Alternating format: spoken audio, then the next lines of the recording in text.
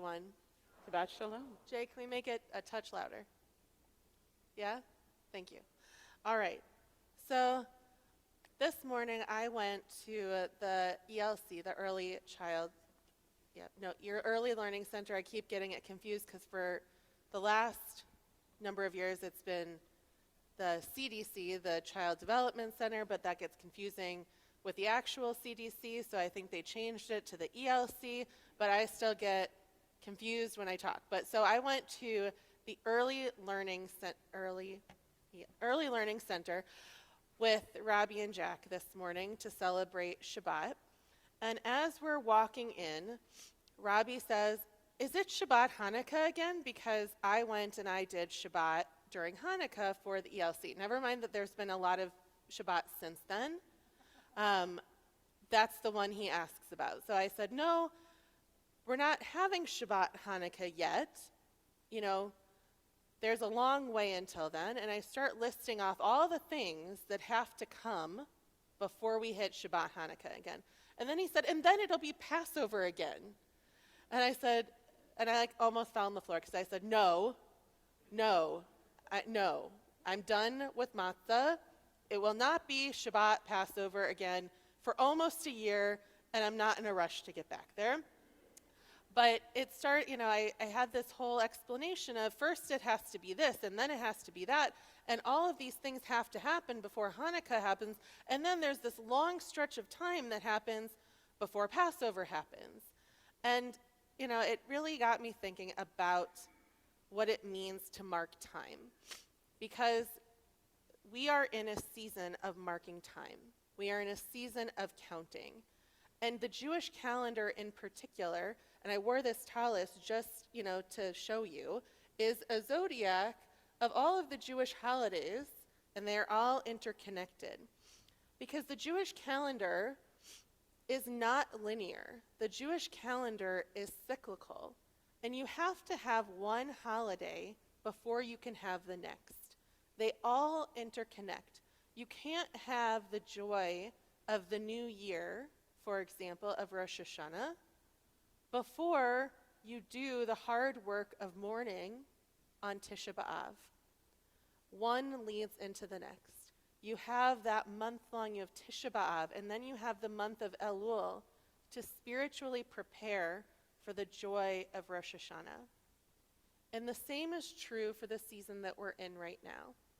We are in a time of spiritual preparation. And it's talked about specifically in this week's Torah portion, which is Parshat Emor. And Parshat Emor talks a great deal about the spiritual significance of counting and marking Jewish time. It talks about the pilgrimage holidays. It talks about Passover and Shavuot and Sukkot. It talks about Rosh Hashanah. It talks about Yom Kippur. It talks about counting the Omer. And together with Rosh Chodesh and with our weekly celebration of Shabbat, that is the foundation of the Jewish calendar, because remember, things like Purim and Hanukkah get added later on. So we sprinkle other things in there, but the basis of the Jewish calendar is in this week's Torah portion. And they're all, as I said, interconnected. So we are now in the portion where we're counting the Omer. And in this week's Torah portion, it says, from the day on which you bring the Omer of elevation offering, so this kind of offering that we bring, the day after the Sabbath, you count off 7 weeks. They must be complete. You must count until the day after the 7th week, 50 days. Then you shall bring an offering of new grain to Adonai. On the surface, this counting seems to be about an agrarian society in the land of Israel harvesting a spring crop and bringing offerings to God. But in a world where we don't do that, because while we are in Nebraska, I would say probably most of us are not farmers, bringing, at least actively, bringing in our crops, what does the counting and the offering mean to us? For centuries, our sages have helped us to find deeper meaning in ancient practice.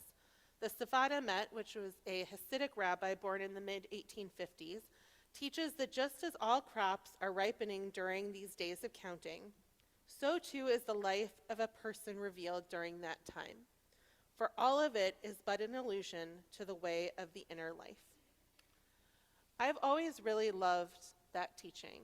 The idea that days of counting are meant to help discern more about ourselves, to account for who we are and determine who we want to be. That there is time built into this calendar for that specific purpose of looking inward. During these 50 days, we're on a spiritual journey. We begin counting the Omer at the second Seder, and we conclude it at the celebration of Shavuot. So we begin by leaving Egypt, by remembering the hard-won freedom that came after 400 years of suffering and struggle, and we go on a wandering, winding path in the desert. And as we wander, we come to understand freedom differently, changing our perspective and our outlook so that when we receive Torah at Shavuot, we might have some small understanding of what freedom really means. Rabbi Karen Kadar teaches that so much enslaves us, but the undeniable truth is that we will not change until we want to change. And even then, freedom to decide, to affirm, to choose. Freedom can be maddening and frightening. Where to go? How do we discern the right path? So many possibilities. The wilderness is so vast. Slavery's master was known, predictable, authoritative. What invisible force is the master of freedom? Freedom cannot be willy-nilly. It cannot be wild abandonment, self-centered, untethered.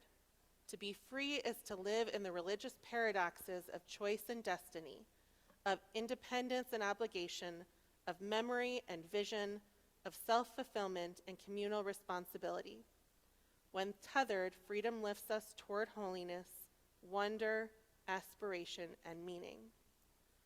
So as we move toward that freedom on our individual and our communal spiritual journeys, we look inward.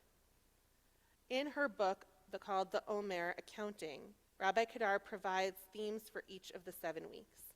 Week 1 is decide, 2, discern, 3, choose, 4, hope, 5, imagine, 6, courage, and 7, prayer. In just a moment, we are going to count the 30th day of the Omer, which puts us at 4 weeks and 2 days. Our theme for this week is imagine.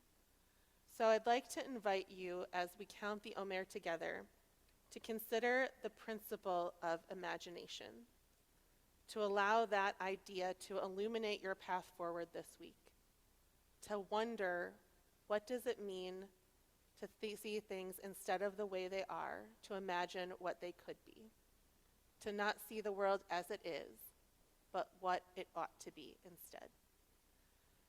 So as we wonder, as we imagine, as we move forward and continue into the Omer, I invite you to wonder with me, to imagine with me.